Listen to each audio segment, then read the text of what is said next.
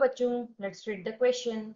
In an atom, the total number of electrons having quantum number n is equal to 4, ml is equal to 1, and mf is equal to minus half is A option is 3, B option is 5, C option is 6, and D option is 9. तो यहाँ से इस question में हमारा की concept क्या कहता है कि हम आज यहाँ पर बात करेंगे क्वांटम नंबर्स को लेकर। एक एटॉमिक ऑर्बिटल को हमेशा हम क्वांटम नंबर्स से डिफाइन करते हैं क्योंकि उससे हमें आइडिया उसका एक्यूरेसी का पता चलता है कि किस शेल में होगा इलेक्ट्रॉन, किस सब शेल में होगा, फिर किस ऑर्बिटल के किस वहां पर आपका पार्ट में है, कितना स्पिनिंग है उसकी, प्लस हाफ है माइनस हाफ है।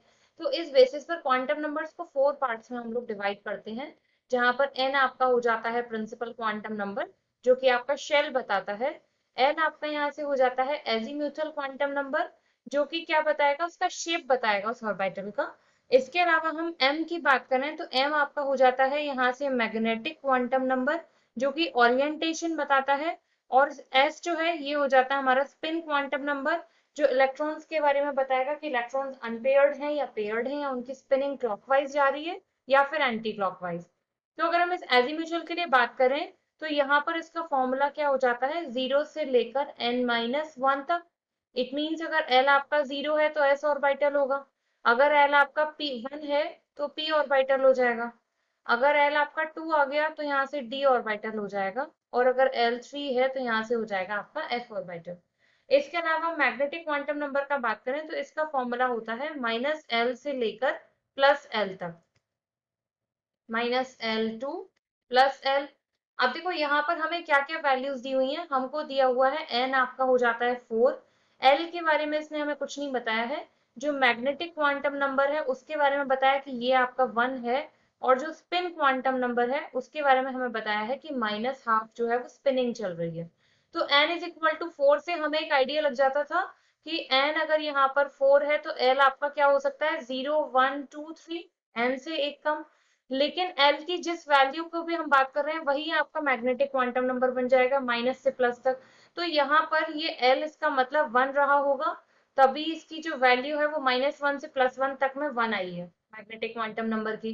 अब n इज इक्वल टू 4 और L इज इक्वल टू 1 से हमें क्या पता चल गया कि हमारे यहाँ पर कौन सा ऑर्बिटल है, 4p1। तो 4 हमारा यहाँ पर शेल हो गया, L आपका 1 से हमें पता चल गया कि p ऑर्बिटल है।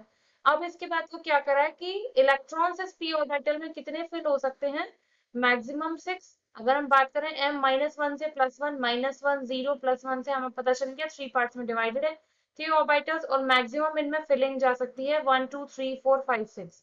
ठीक है, और अगर हम इसे एक्यूरेसी से फिल करना चाहें तो हम हुंड्स के अकॉर्डिंग करेंगे। हुंड के अकॉर्डिंग कैसे फिलिंग होती है, हमेशा कि हर ऑर्बिटल में पहले एक एक इलेक्ट्रॉन जाता है और पेयरिंग तब स्टार्ट होती है जब सब में हाफ फिल्ड इलेक्ट्रॉन्स जो है वो पहुंच चुके हों।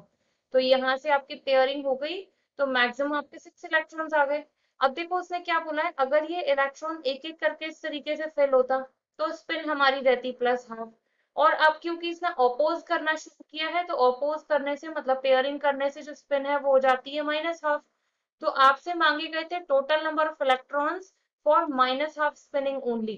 तो -12 के केस में आपके जो है वो मैक्सिमम इसमें 3 इलेक्ट्रॉन्स फिल होंगे, क्योंकि 3 की +12 स्पिन होगी और 3 की -12 स्पिन होगी। तो आपका ऑप्शन ए यहाँ से हो जाता है करेक्ट आंसर।